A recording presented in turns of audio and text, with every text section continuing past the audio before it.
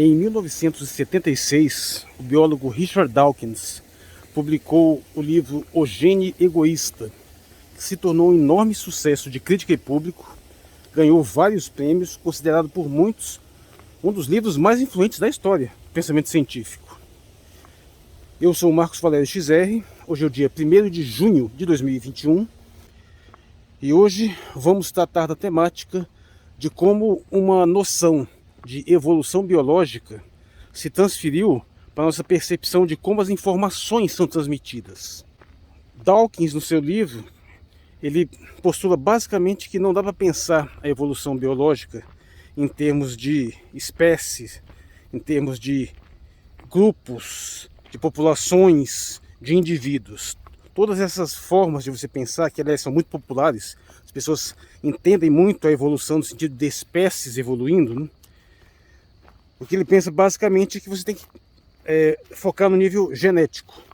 Que no fundo o que nós temos são estruturas fundamentais autorreplicadoras, os genes, que estão aí desde o início da vida, se perpetuando das mais diversas formas e que mesmo nós, os organismos mais extremamente complexos, no fundo não passamos de um recurso que foram desenvolvidos na história evolutiva para replicar genes. De uma certa forma, é como se nós fôssemos máquinas cuja função é a replicação genética.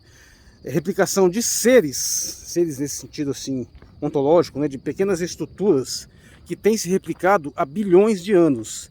Então, enquanto eu, tanto no nível psicológico quanto no nível físico em si, nunca vou gerar uma cópia idêntica de mim mesmo, ou seja, a minha vida vai se encerrar não só a nível psíquico, mas até mesmo o meu corpo, do jeito que ele não vai ter uma cópia idêntica. Mas os meus genes terão. E esses genes muitos deles são basicamente os mesmos que estão desde o início da história evolutiva. Algumas enzimas que se replicam dentro, alguns tipos de células são cópias praticamente idênticas de outras que existem há bilhões de anos. E assim seriam todos os organismos vivos de alta complexidade, não passariam de robôs, máquinas a serviço da replicação genética.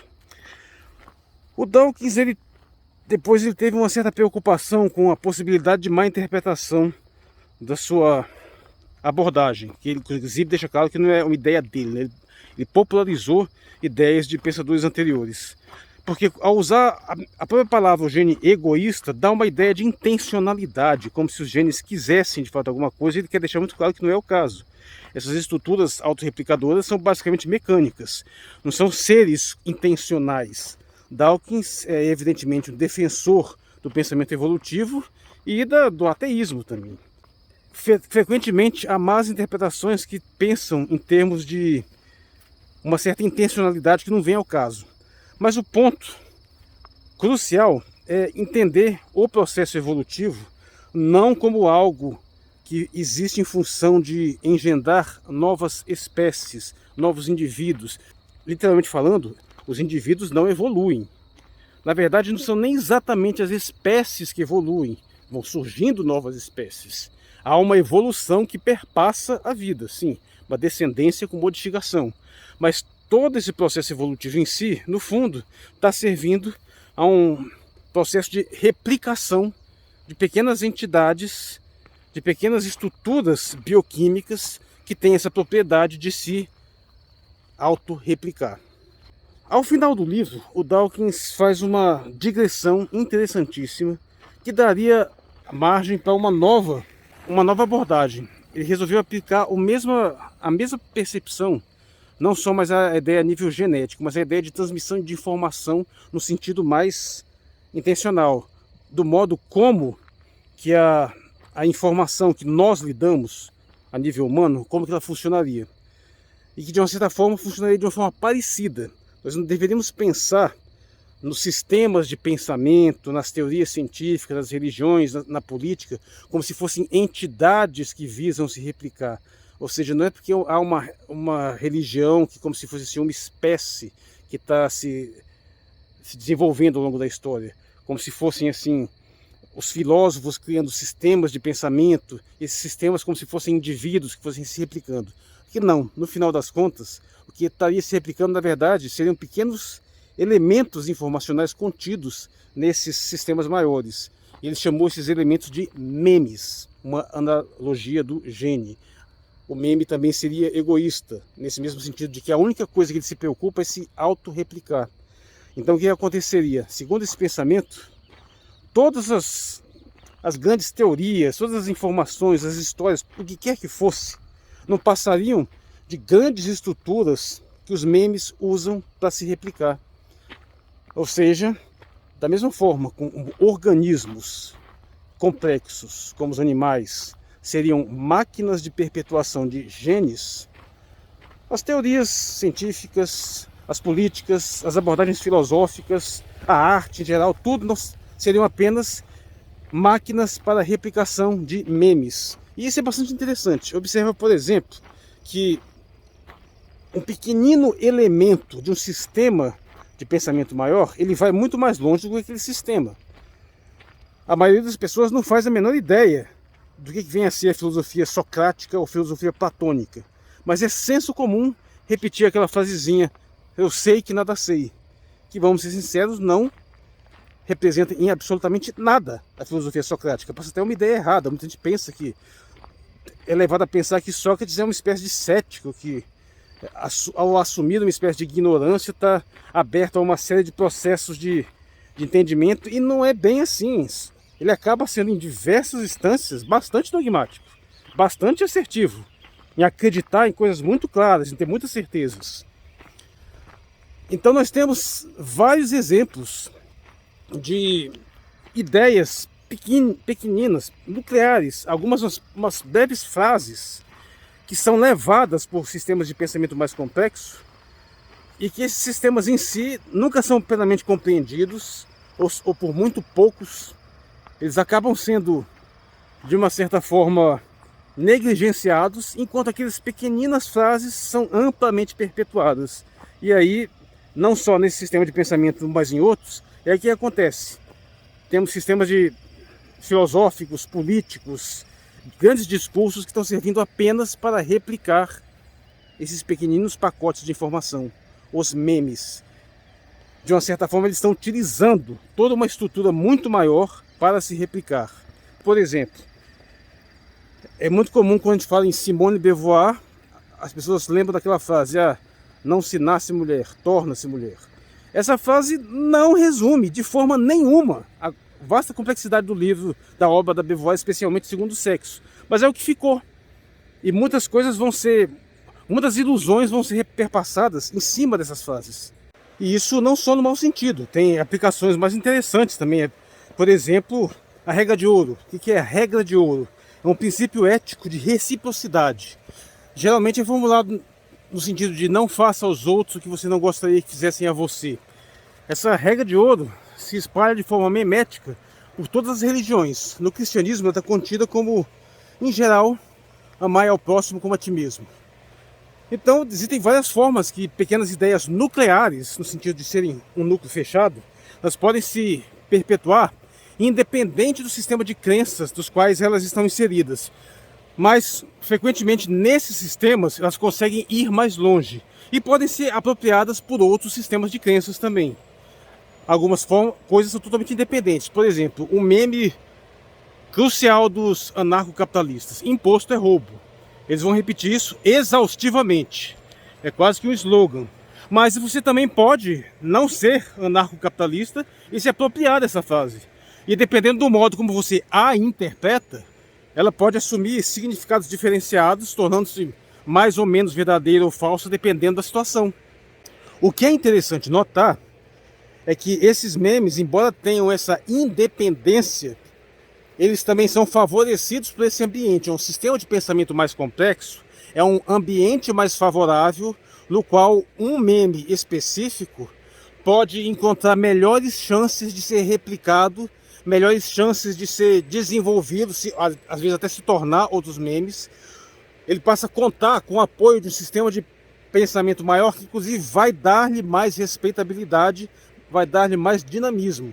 Então, por exemplo, você usa uma frase isolada dessas qualquer aí, que chega a um determinado contexto, a pessoa ouve e não dá muita atenção, Se essa frase vier envolvida num sistema de pensamento mais complexo, ela pode ganhar mais atenção, ganhar mais respeitabilidade.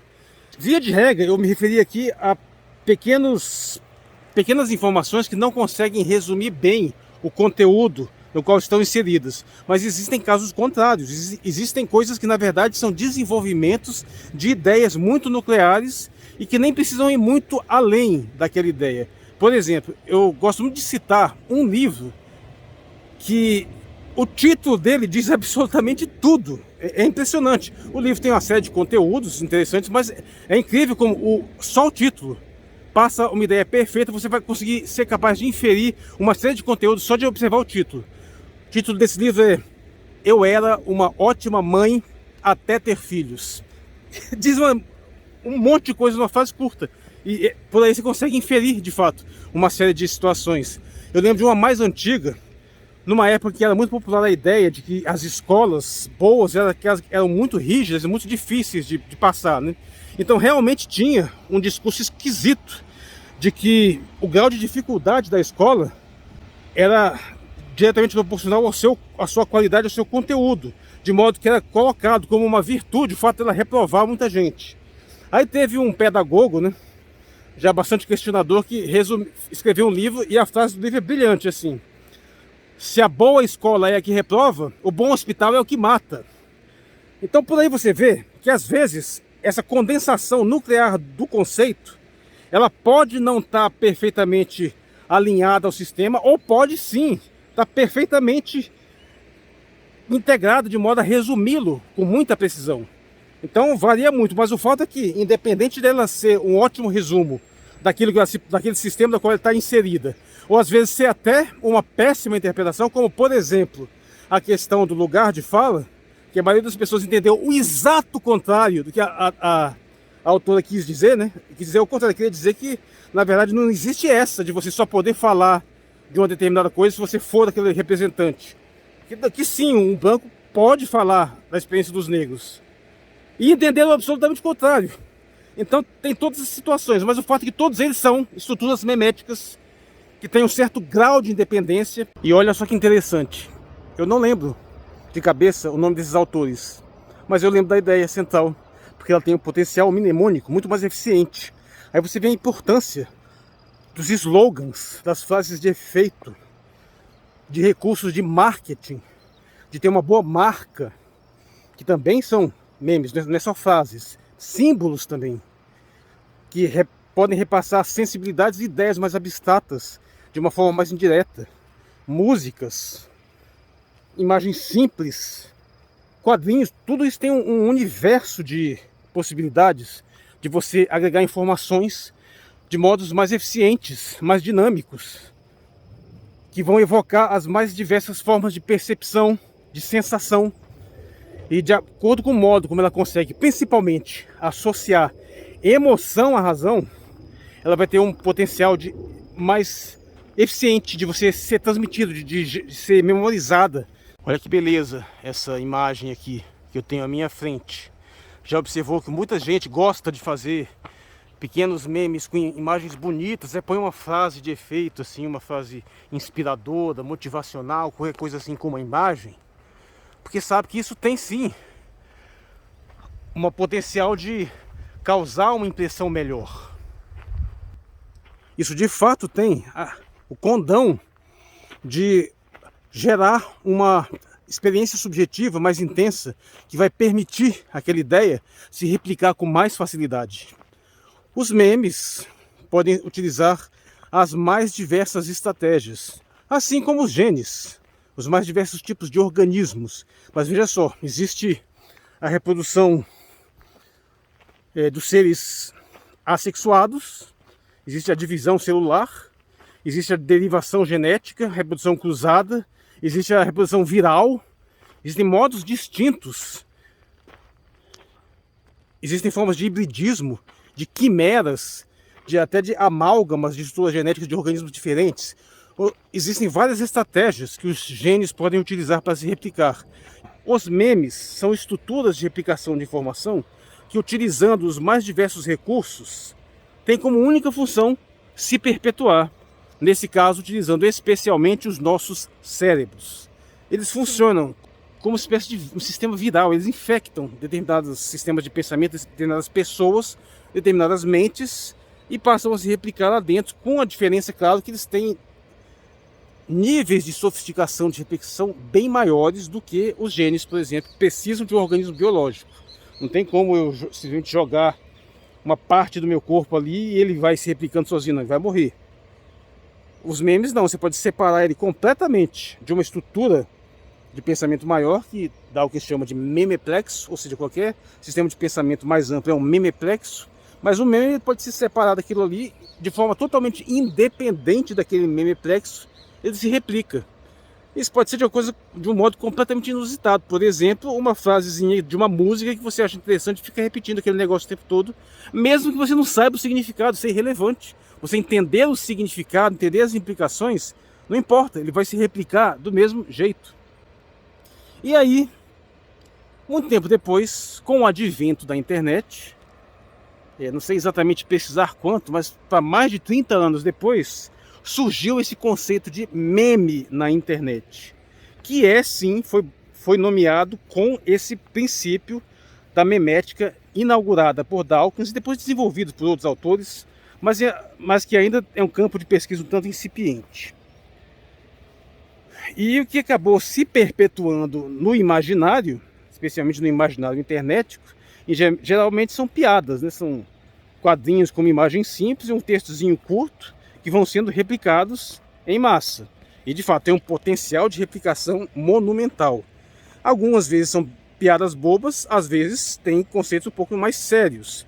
Às vezes tentam resumir uma coisa no sistema de pensamento maior, mas sobretudo eles vão se perpetuando e vão sendo repassados em massa. E tem muito sucesso em termos de replicação.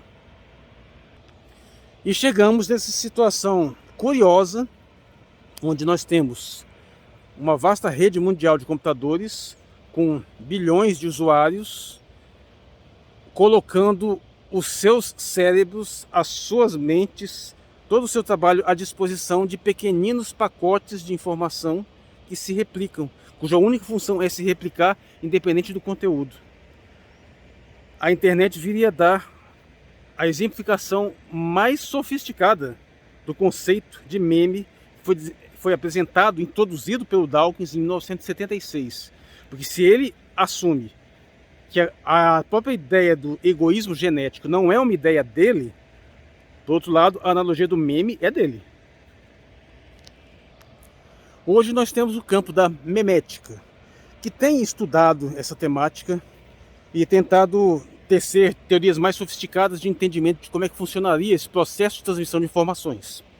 Mas, de qualquer modo, o que é importante frisar aqui é que aquilo que parece brincadeira, parece piada, serve como uma ilustração perfeita de um conceito bastante sofisticado, mas não só isso, ele também serve para outros propósitos, porque alguém, de forma intencional, pode pegar uma ideia mais complexa, reduzir no sentido de um meme, se ele for bem eficiente vai ser replicado em massa, e isso vai influenciando a percepção das pessoas a respeito da realidade.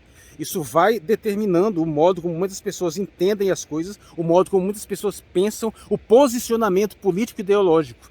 Sim, nós temos hoje milhões, talvez bilhões de pessoas cujo entendimento da visão de mundo, a sua percepção política e ideológica e as suas escolhas, que elas pensam serem conscientes, são inteiramente determinadas por memes. Basta que você tenha uma produção suficientemente eficiente de memes, capazes de se replicar, que chamam a atenção por algum motivo, às vezes porque você acha que é uma sacada genial, ou às vezes porque você acha engraçado, e você replica, e aquilo tem sim uma influência. Portanto, é uma total de uma ignorância o sujeito achar que memes são coisinhas assim inocentes, que você pode deflagrar uma difamação, uma mentira, como se fosse uma brincadeirinha inocente. Não! Recentemente eu tenho visto, por exemplo, nessa questão do coronavírus, vários tipos de abordagens que têm servido a narrativas específicas, inclusive narrativas negacionistas com o potencial de causar mortes. E essas coisas são replicadas como na forma de humor. E essa característica da ironia, frequentemente é utilizada como um escudo para disfarçar as coisas, para permitir que algumas coisas vão mais longe. Lembra que há um tempo atrás, ao publicar aquele vídeo, quando eu comento o caso do Daniel Silveira, eu levantei aquele princípio que eu não diferencio mais ironia de seriedade? Eu deixo isso bem claro. Isso é sério, por mais irônico que seja.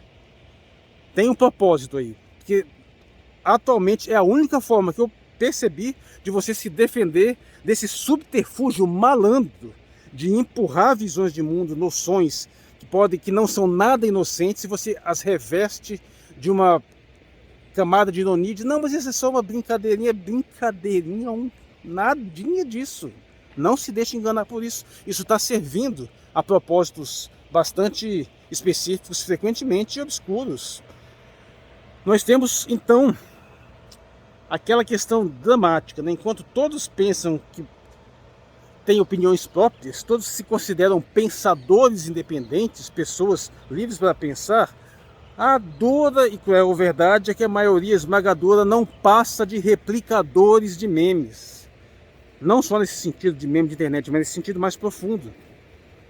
Seus cérebros não são unidades de pensamento original, são apenas corpos a serem infectados por um processo informativo que vai utilizar seus cérebros para se replicar, da mesma forma como um vírus invade uma célula, insere o DNA dele lá dentro e a célula, em vez de passar a replicar a si própria, passa a replicar o vírus. E é assim que tem funcionado. Na verdade, que funciona desde sempre, né, o processo de pensamento humano. Só que hoje tem essa questão da informação digital, aí, então isso dá uma dramaticidade, dá uma velocidade mais ampla e permite até perceber isso com mais fluência. Porque em sociedades mais tradicionais, antigamente, essas ideias que você recebia sempre vinham muito intimamente misturadas com o sistema de pensamento em geral, com a cultura da sua sociedade, a religião, a política, estava tudo mais embrenhado. E agora não, você consegue, por meio dessa disseminação em massa de pequeninos pacotes de informação, dar um grau de independência muito maior a esses pequenos elementos que depois vão se reunir em outros memeplexos mais sofisticados e engendrar outros sistemas de informações. Mas isso explica, sim, um modo incrivelmente precário, frequentemente chulo, como muitas pessoas têm defendido ideias que no fundo elas não compreendem, elas simplesmente replicam porque aquilo ali tem um certo apelo estético e elas vão repetindo aqueles memes, e esses memes têm um propósito subjacente, frequentemente pensado, às vezes intencional, às vezes não, porque eles frequentemente escapam ao controle também. Aliás, essa é uma característica interessante, porque por mais que você tente controlar esse universo caótico de informações, ele frequentemente é rebelde também, é difícil de você domar. Então, às vezes, você tem um propósito, você desenvolve lá uma série de abordagens com uma determinada intenção e acaba tendo um resultado bem diferente do que você esperava. Isso aí todo mundo já deve ter experimentado na vida, né? Você passar, às vezes até na forma de fazer um meme mesmo para tentar dizer uma coisa e acaba sendo interpretado de outra, daqui a pouco está sendo usado em outro contexto, e alguém vai lá, pega, altera e utiliza de uma outra forma. Então tem esse universo, esse grau de caos aí também. Mas também tem muita coisa que acaba funcionando em termos de disseminação de informação. Mas a questão mais crucial é essa. Tá cheio de gente por aí que não pensa por si próprio, nunca pensou, mas atualmente, na verdade, são apenas organismos mentais infectados para replicar memes que às vezes se organizam espontaneamente naquilo que parece um sistema de pensamento. Às vezes nem isso, às vezes é simplesmente estar no nível da tosqueira mesmo. E vale também nós considerarmos se isso não se aplica mais profundamente a todos nós também, até aqueles que pensam, pensadores mais independentes, mais sofisticados, até mesmo aqueles filósofos mais eruditos que têm um sistema de pensamento mais complexo.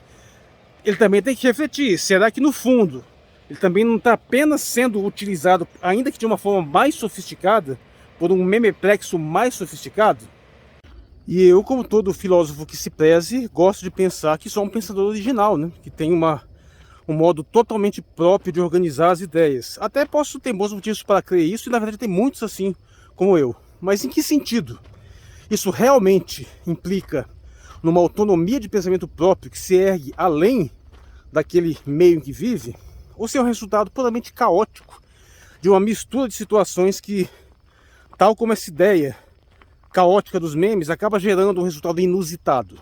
O fato de ser original, de ser uma coisa inédita, não significa que é uma coisa totalmente autônoma. Pode ter tido um resultado tão mecânico quanto uma coisa que é replicada da mesma forma várias vezes.